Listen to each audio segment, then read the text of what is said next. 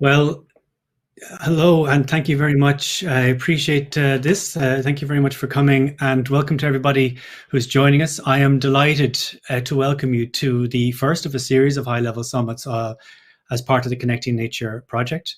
My name is Marcus Collier, and I am the coordinator of Connecting Nature from Trinity College in Dublin.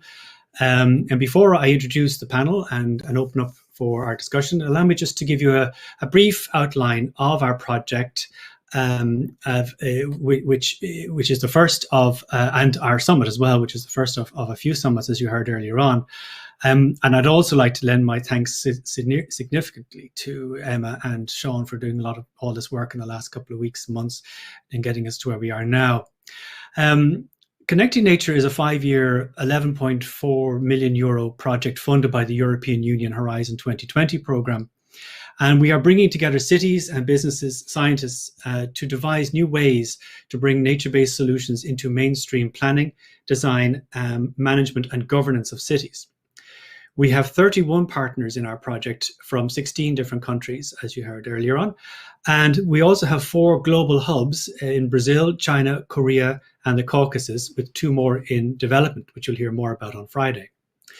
Over the last 4 years, our project team has devised and tested new methods and processes to realize the many co-benefits of nature-based solutions, of nature in cities in general, and also in doing so to derive new innovations. We are part of a larger family of EU-funded nature-based solution projects, some of whom you'll hear from in the next few days.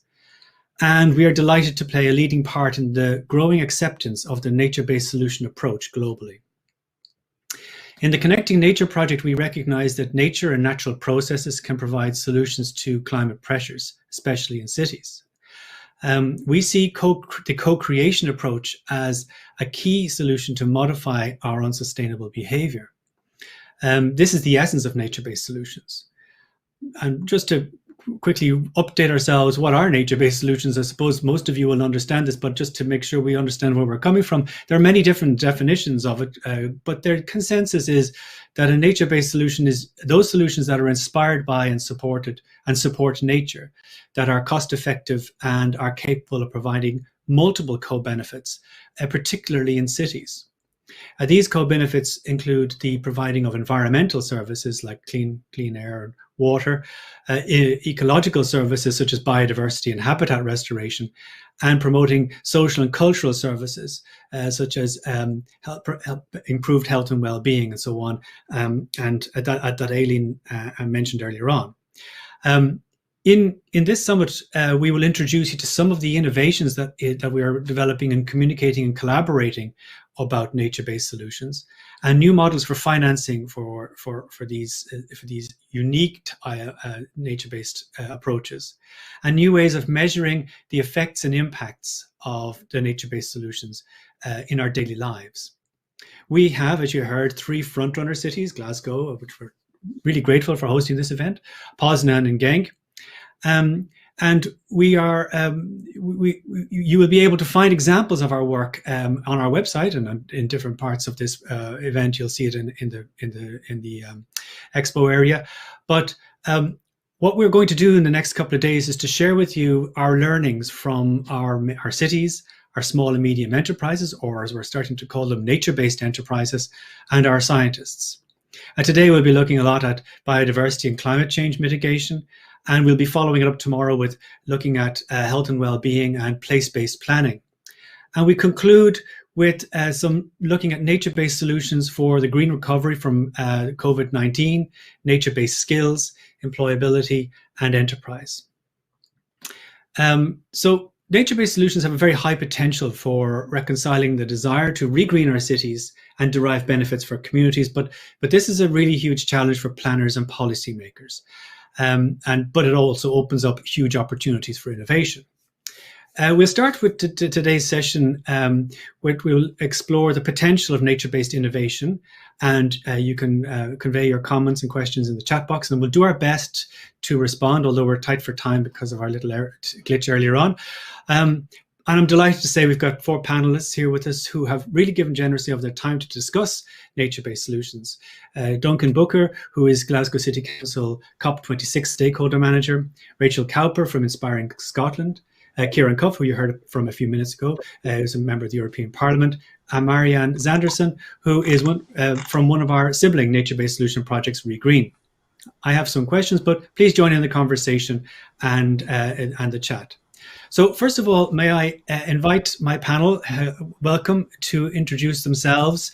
Duncan, if you'd like to say a few words, delighted to hear, and we can get going.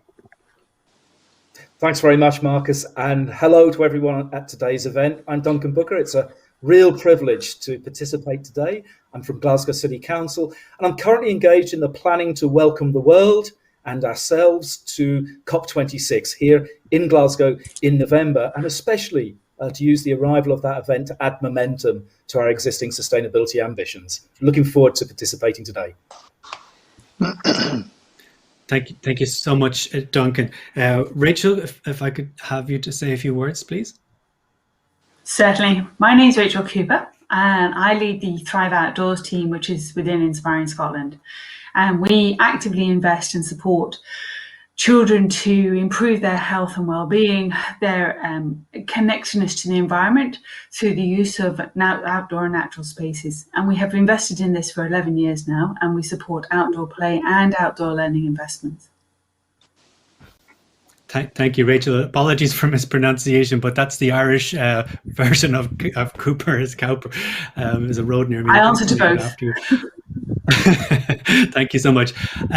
Kieran, if you'd like just to reintroduce in case people have arrived a bit late. Sure, I'm Kieran Koff. I'm a Green member of the European Parliament from Dublin, Ireland. My background is in urban regeneration, and I set up a master's in that subject in a university back in my home city. Thanks, Kieran. And Marianne, if I could have you to say a few words. Hello, everybody, and thank you very much for letting me in.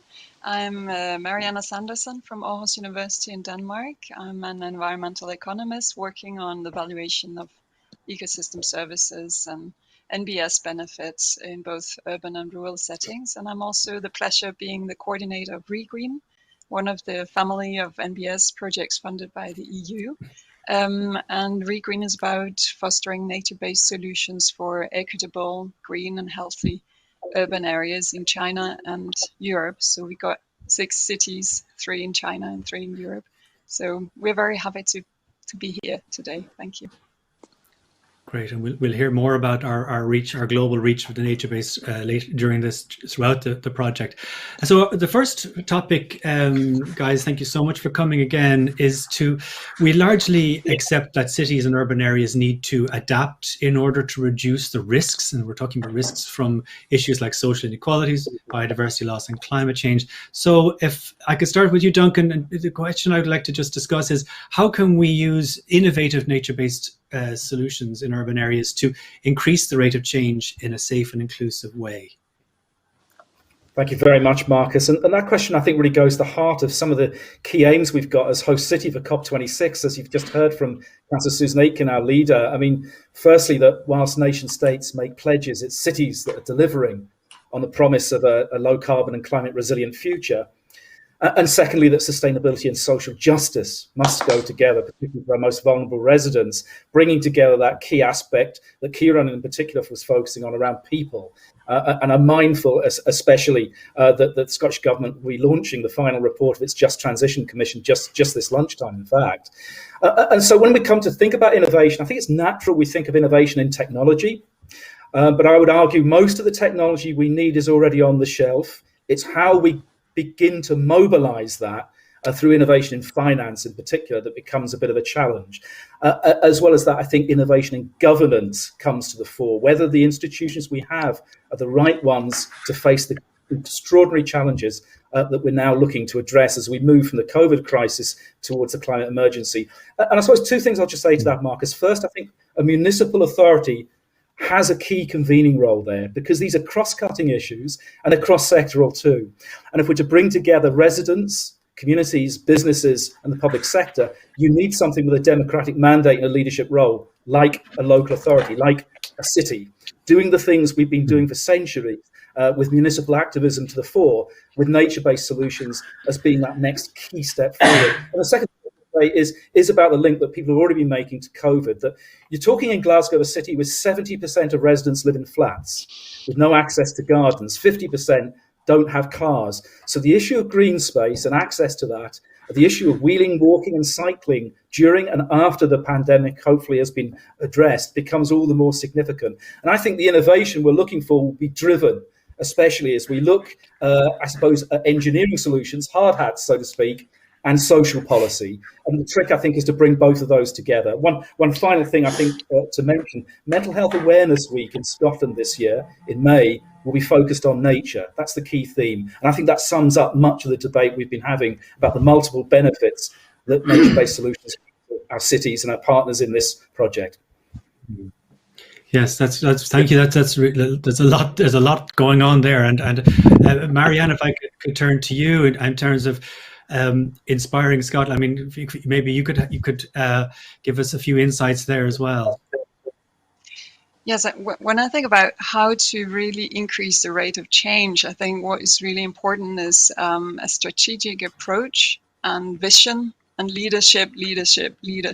Without that push from the municipalities, but also from the national and international level to enable this development, things are just going to be very difficult to have to bottom up to make that change. So I think really the visions and leaderships, and especially the systemic approach to really change the ecological functioning of urban and the peri-urban areas is really important. And in that, I think biodiversity is really key. You also mentioned biodiversity loss, and I think that in ReGreen we also work along those lines, that biodiversity is at the core of NBS, both because biodiversity has been shown to improve well-being and mental health for people, but also in the longer term helps the resilience of the ecosystem services and the ecosystem that we depend upon and we want to build up in the urban areas.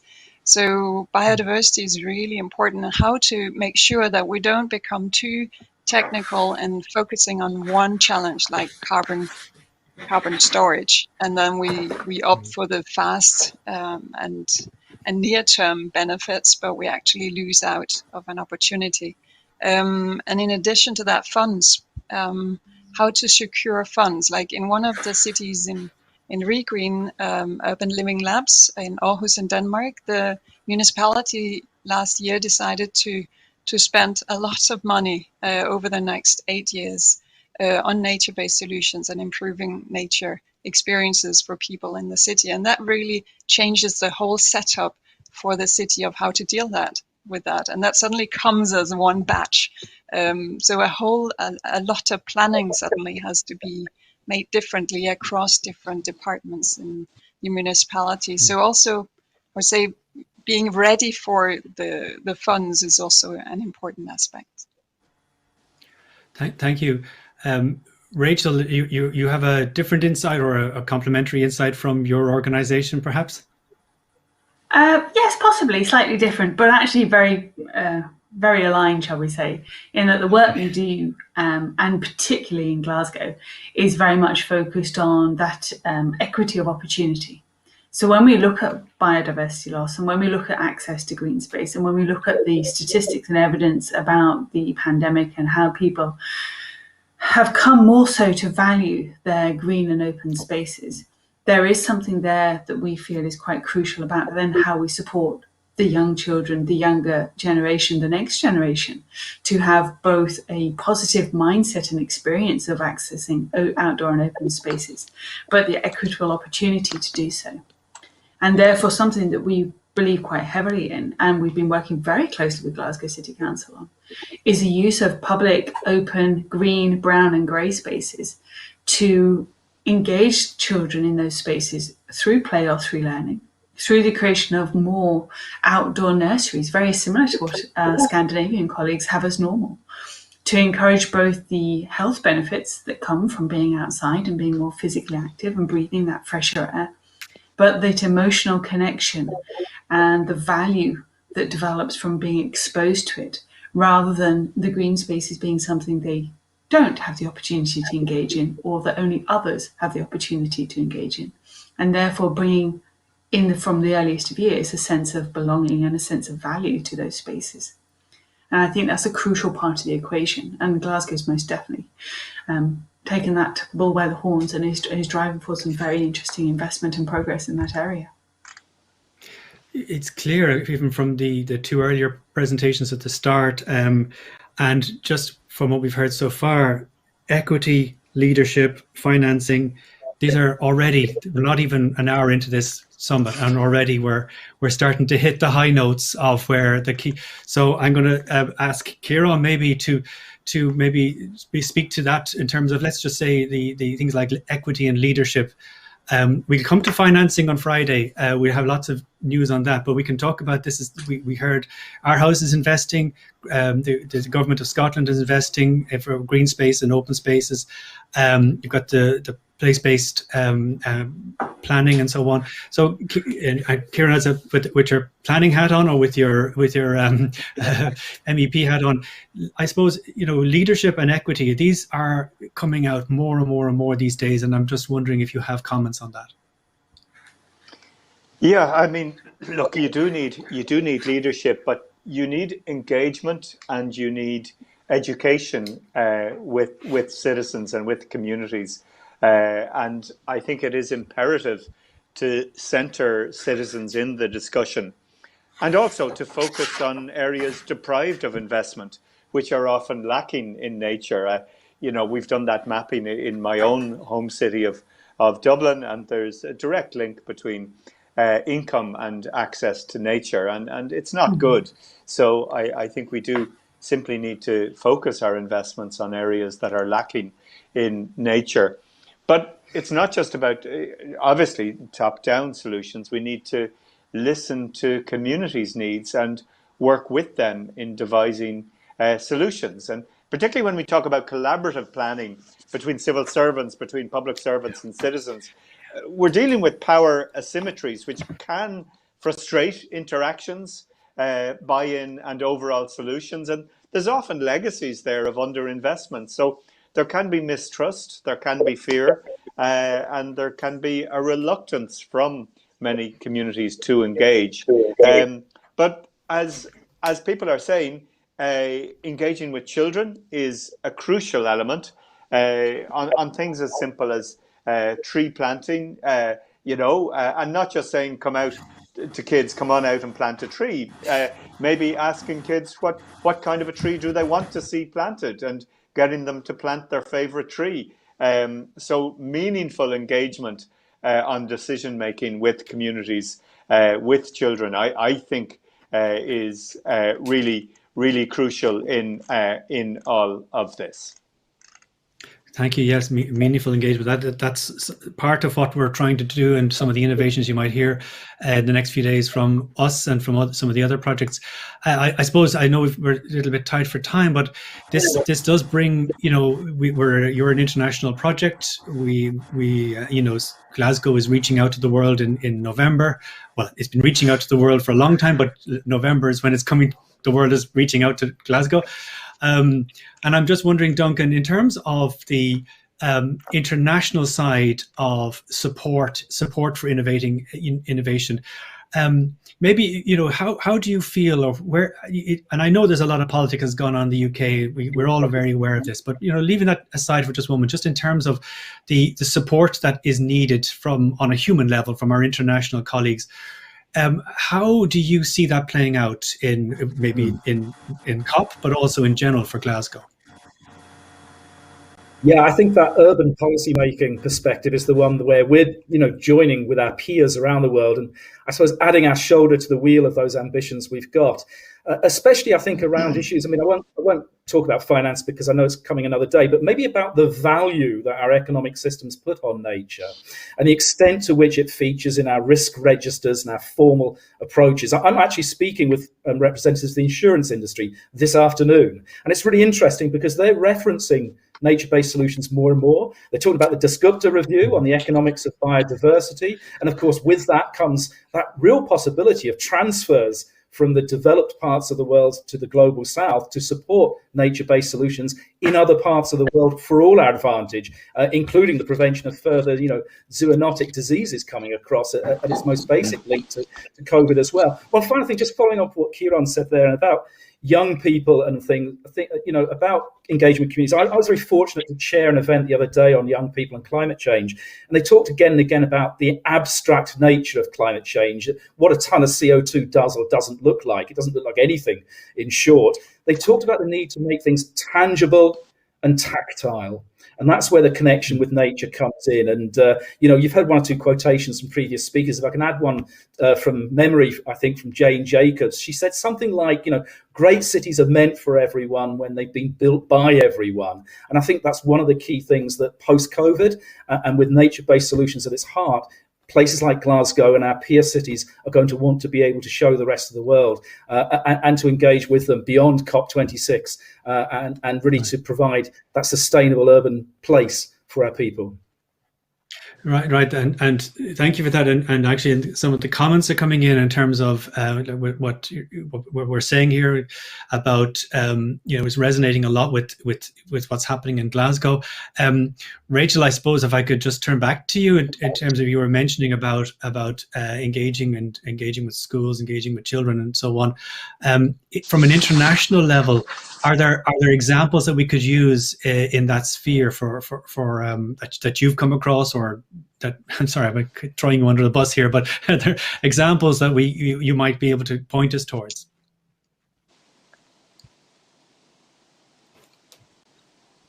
Oh, I can't. Scandinavian colleagues, but also further afield, like Canada, and they managed to do all manner of wonderful things. But if we just reflect on Glasgow for a second, in the realms of how we engage our children when they're 3, 4, 5, outdoor nurseries or forest kindergartens, whatever you want to call them, is certainly something that both mitigates carbon, because you don't have the built environment, you don't have the tarmac parks for teachers, you use urban and local green spaces to deliver the full care that's required for the children, and it meets within all the government regulations and regulatory guidances in this country. But then you can look at maybe what happens in primary schools or what happens in secondary schools. And outdoor primary schools do exist in Scandinavian countries and in Canada. And there they manage to exist when they really do have bears in the woods, and we don't have that. But certainly when we look to secondary schools, what can be done there? And this beavers maybe. But when we look at secondary schools, there are options there again from Canada and America where these things are starting to look, and the learning and the education is based and rooted in the environment. The curriculum is withheld to, and the children come out with a significantly improved health and well-being alongside their attainment issues and that engagement and understanding of the real world. So I think there's plenty to look at. It just depends how brave we are. Very interesting, and you'll find out more. Our city of Poznan has been converting kindergartens from post-Soviet concrete type playgrounds into nature-based playgrounds, and so we'll hear more about that either this summit or the next one. I think that's very, very important. And also that both countries are freezing in the wintertime; they still go outside. Marianne, speaking of coming from a cold country, in terms of the international perspective, maybe the European perspective, I know you're doing a lot of work with China. How does that influence the type of work we're doing for nature-based, scaling out nature-based solutions, things like leadership and equity? Is that coming up in your project? Well, it's definitely a scale issue, because the urban living labs we have in China is Beijing, Shanghai, and Ningbo, really, really big cities with a different level of challenges than what we know from Europe, but it's along the way a lot the same solutions that we need. So what we do in ReGreen is we start with looking at the drivers of that change, looking over time, how has the urban morphology changed, and we do fine resolution mapping of what are the different objects in the city today, and from that we go on to working with scenarios of how can this be changed at a city scale, taking into account different types of NBS that bring along a multitude of ecosystem services. So we look at noise and flooding, urban heat island, biodiversity, recreation, And then we work with the cities to look at the most optimal locations for that, and looking into where are the different socioeconomic groups living, and what we talked about before, a lack of access, or where the hotspots of challenges are located. But also looking at the trade-offs between the different services that you will obtain. And if I may, I know time is short, but also going back to the education, what you talked about, there's this SchoolNet at EU level where they are building in on a platform, NBS, for teaching curriculum for teachers. And also we have a whole work package dedicated to educational work with a lab in Elnab in Sweden, where young children, primary school children, and before come out and co-create the ideal play environment for children, but also to see how can we transfer this to the more urban settings? What is it that children like and need in terms of nature? And there's a lot of acceptance from teachers and adults in terms of what can we allow our children to get muddy and maybe risk falling down a tree. So. Sure, I totally get it. So buy-in. Now, I would love to go to Kieran for a few words, but I've been told we've gone over time, Kieran. I'm so sorry, but I'd say you'd probably be talking about buy-in and engagement, and that level of collaborative approaches needs to work at all scales and all levels. I'm sorry for putting words in your mouth, but I know the work you've done in the past. So look, I know this was quick and cheerful, but I think we've got across some really key points here, and we really managed to sum up some of the challenges and opportunities for innovating in the nature-based space in Europe. So on behalf of myself and Connecting Nature Project, and thank you so much, all of you, for coming. We'll be coming back to you, and we'll no doubt at the next summits.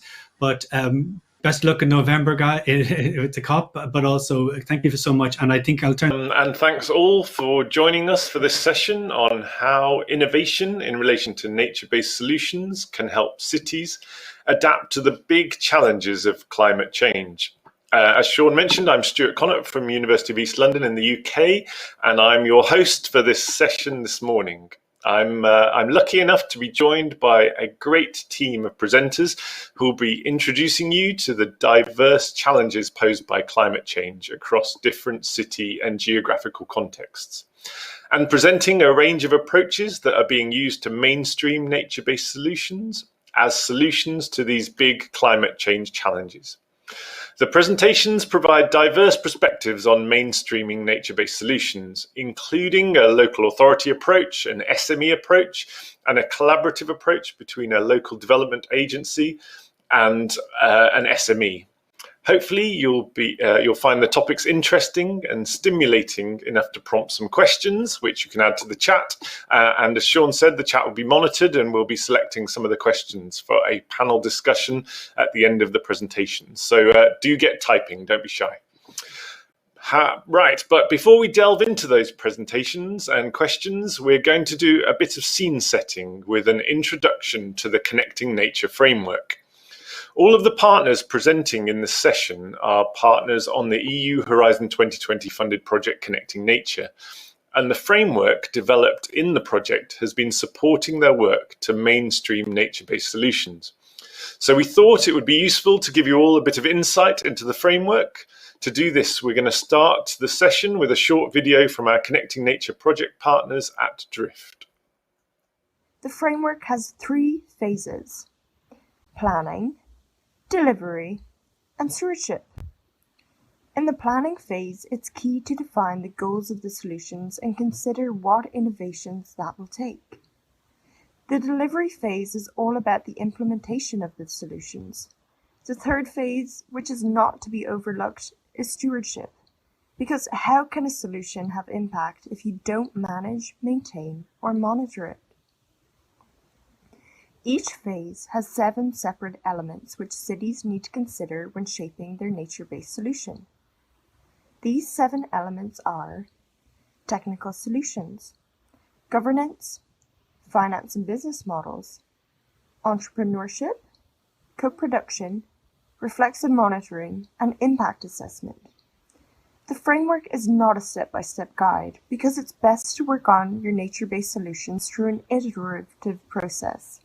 You don't necessarily have to go from A to Z, and the steps involved in this journey are interrelated.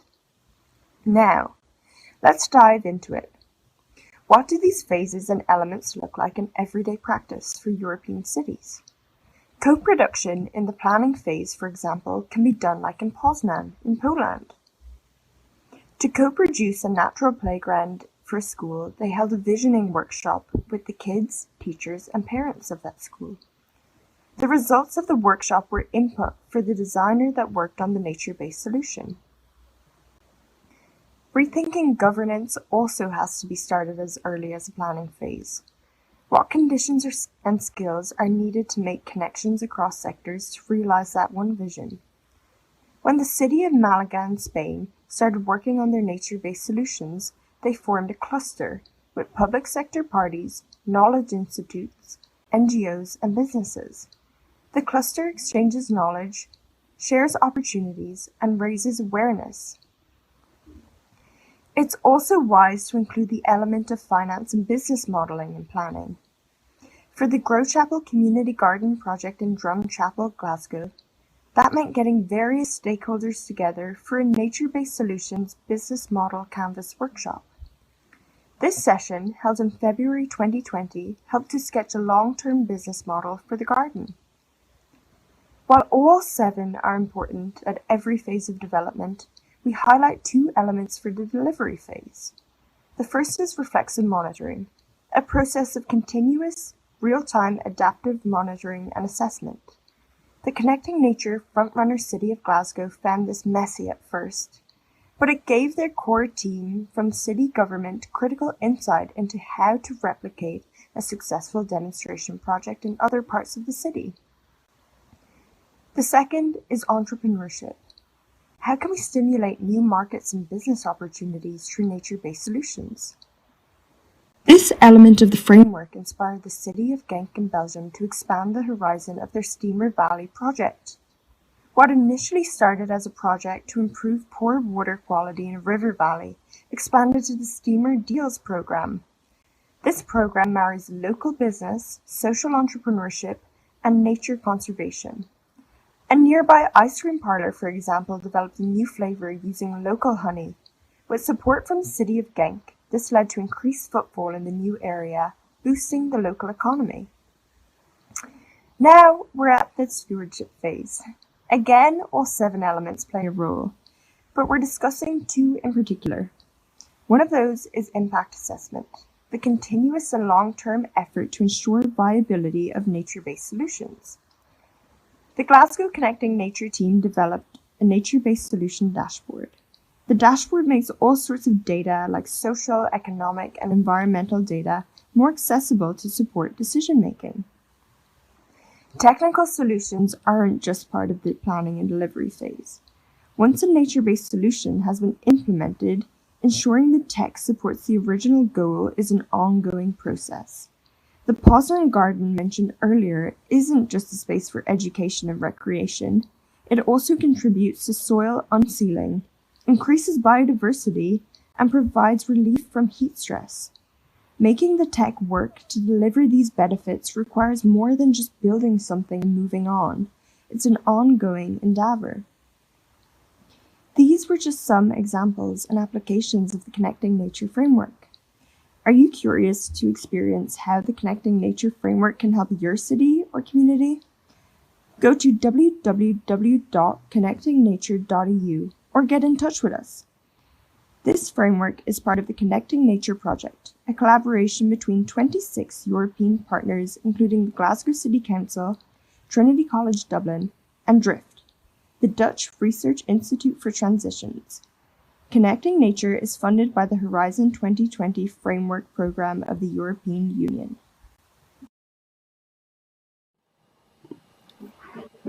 Okay, hopefully in addition to a bit of scene setting for this session, that gives you a good introduction to the framework and how it might be relevant and useful to you. So please do check the framework out on our website after this session.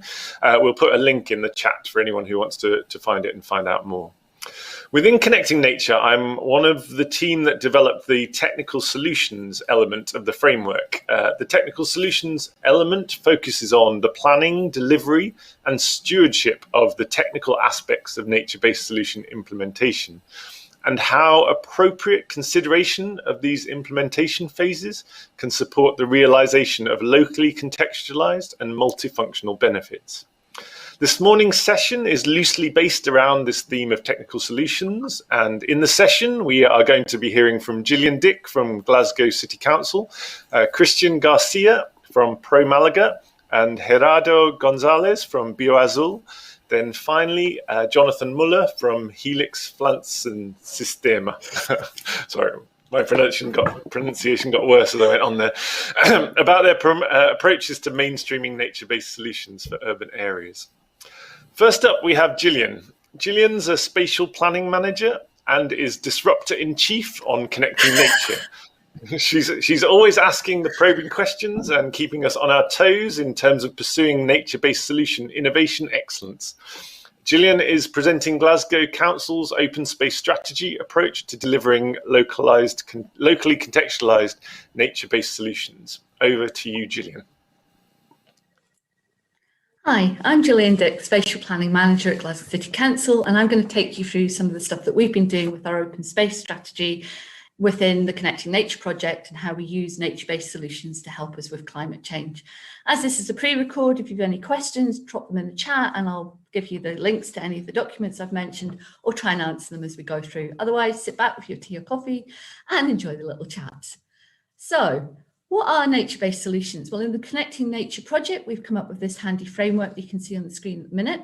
What we kind of discovered was that a lot of the projects were very good at doing the planning and the delivery, but always seemed to forget about the stewardship, or you could get the money for the planning and you could get the money for the delivery, but you couldn't get the money to do that long-term sustainable maintenance or management. It's also that some projects had a focus on few things. So they maybe thought about the technical solution, or they maybe thought about the financing, but didn't think about the governance, or didn't think about the conversations they were going to have with communities. So what the framework that we developed within Connecting Nature tries to do is say that you always need to think about the technical solutions, the governance, the financing, whether you can make businesses out of this, is there an entrepreneurship there or an enterprise, how you work with communities, co-produce it, that you need moments to step back and think and reflect on what you've actually done and learn from those bumps in the road that you've come against, and that you should always be doing some impact monitoring and assessment. So that's collecting data and using that data, hopefully on a geographical basis, so on GIS, for instance, to help tell the stories and help you make better, more informed decision making. So it's not all just about biodiversity, although we're trying to improve biodiversity as we go along. So to put it another way, Stuart, who's chairing this session, has come up with some handy kind of thought processes that you need to ask yourself as you go through. So does your project or your policy or the action that you want to take, does it use nature or natural processes? Does it provide or improve social benefits? Does it provide or improve economic benefits? Does it provide or improve environmental benefits? And does it have a net benefit on biodiversity? Now, my way of thinking about it, I say in my head, does the thing I want to do no harm? So does it do no harm to community cohesion or that community itself? Do you bring a community with you, whether that's the human community or the habitat or species community? Do you do no harm to the health and well-being, the mental health and well-being of a community? For instance, do you do no harm to the economy? Do you do no harm to the environment? And by default, do you do no harm to the biodiversity? Now, that's not saying that you don't do anything in order not to do any harm, but it's trying to get you to think about what can I do to improve this so that I am not having a big gain for the economy, but at the same time making a serious damage to the biodiversity or the environment or the community to which I'm doing this economic uplift. So actually, you're trying to bring everything up at the same time. Another great way of looking at it with that place-based approach and using your nature-based solutions lens is to kind of look at it in the round. This is another great diagram that says it's all about those societal challenges that you're dealing with, and you're trying to balance those trade-offs. So you're trying to design at scale as well. So rather than doing lots of little things, you're trying to make sure that something is a solution that can be grown across a city, for instance, or in a community or in an area. You want to make sure it's economically feasible, that it has that biodiversity net gain, and that it's inclusive governance. You take communities with you. You want to be adaptive in your management decisions as you go through. And by doing that, hopefully you'll mainstream those actions and you'll make them sustainable. So if we have a look about it, it's all about place. Now that's not anything new. So in the 60s, Jane Jacob talked about dull, boring places. Why would you fight for them? Why would you be interested in something if you didn't like it?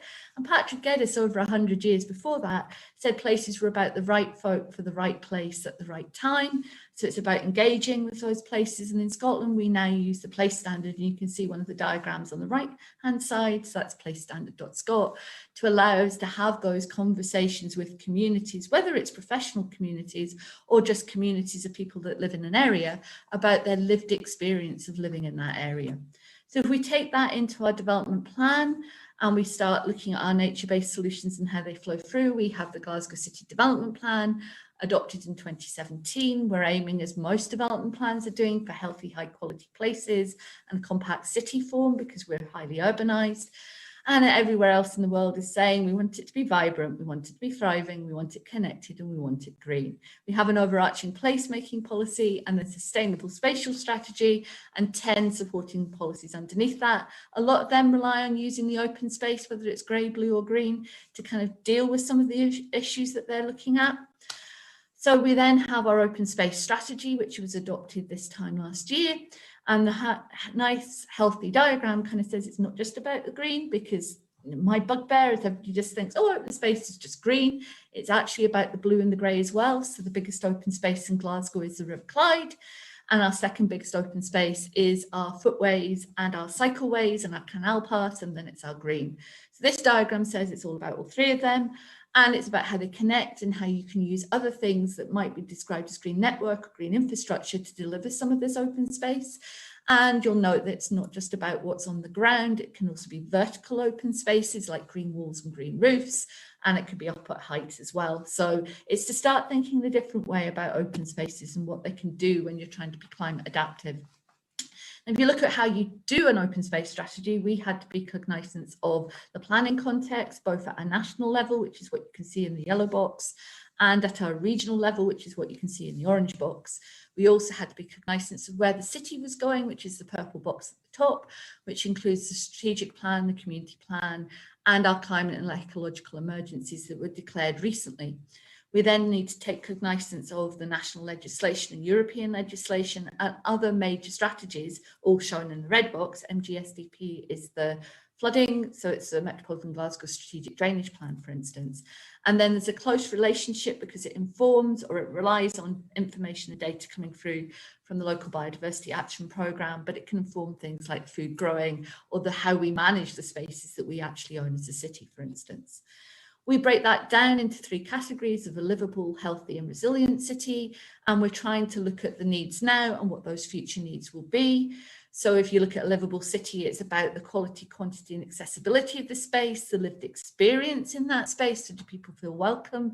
Do they feel safe? Do they feel they can use that space? And also how the city centre and those grey spaces are used as well. When we're thinking about healthy, it's about play and sport and learning and education and growing spaces, but also about how we use those spaces to improve air quality, noise quality, reduce heat islands, etc. And then resilience is picking up the more kind of usual suspects for the climate adaptiveness of open space. So can we use it for flooding, enhancing biodiversity, connecting those habitats, mitigation and adaptation, and how do we use those blue spaces as well? All of that will allow us to look at what spaces we want to retain, where we need new open spaces, how we redefine some of them, and are some of them redundant in the wrong place, and can we swap them around for other things? All of that lays through into a vision that's going to be mapped and interactive, but it allows us to start making evidence-based decisions on where we want things to go, like, for instance, where can we get energy out of the ground below parks that would allow us to improve that park, or where could we allow a park to flood instead of the housing to flood, for instance, if you're thinking about climate adaptation.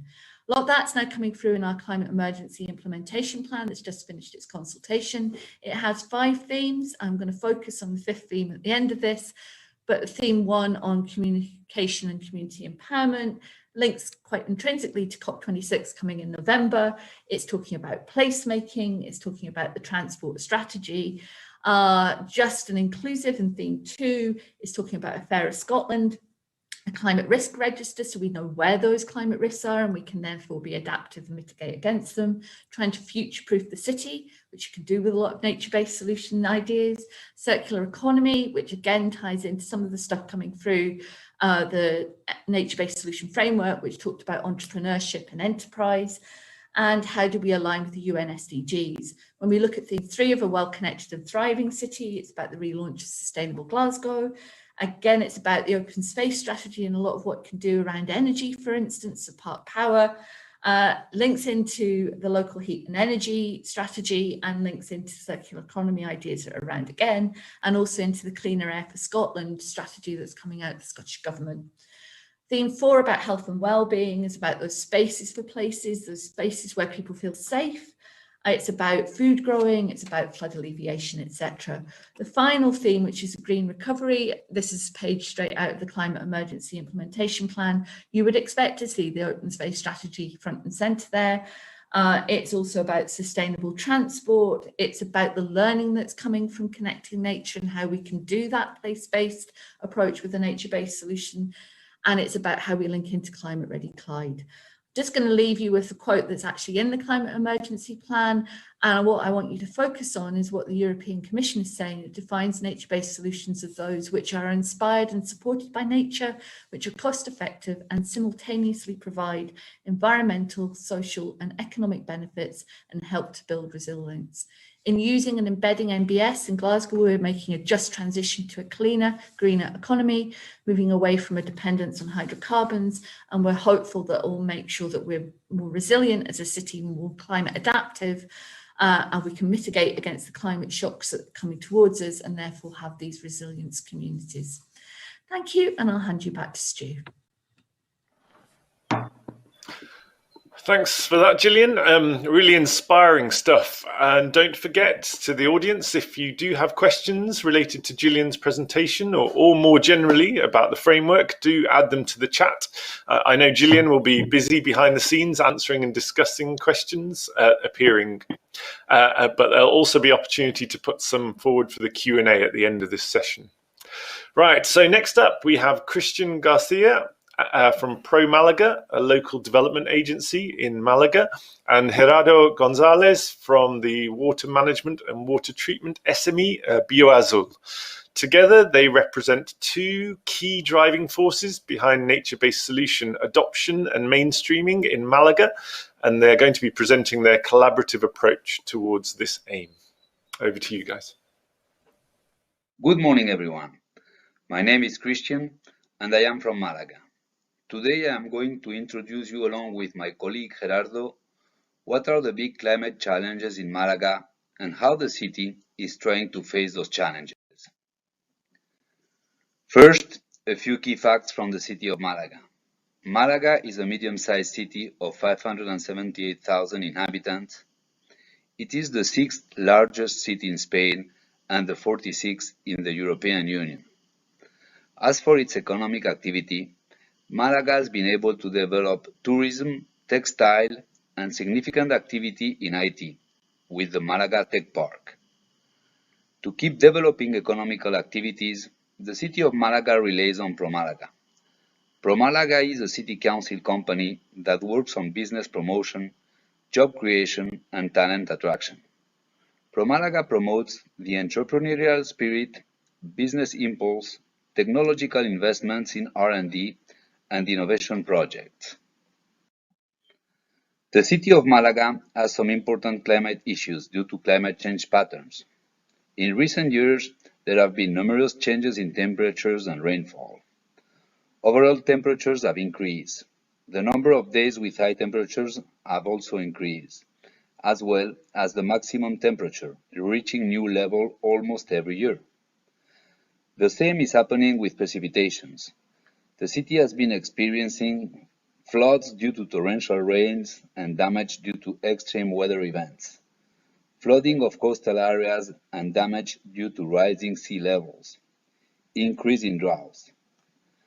Those changes affect directly the environment and biodiversity, the primary sector, the urban environment, health, and tourism.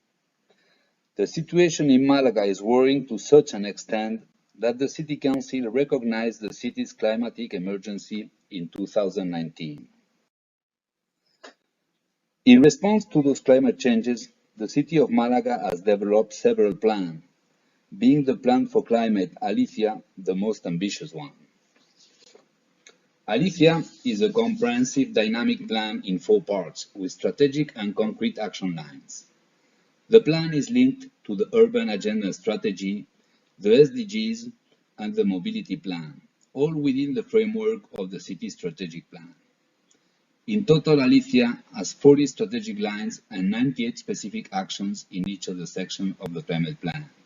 In Section 1, Urban Model and Mobility, 11 strategic lines and 35 actions.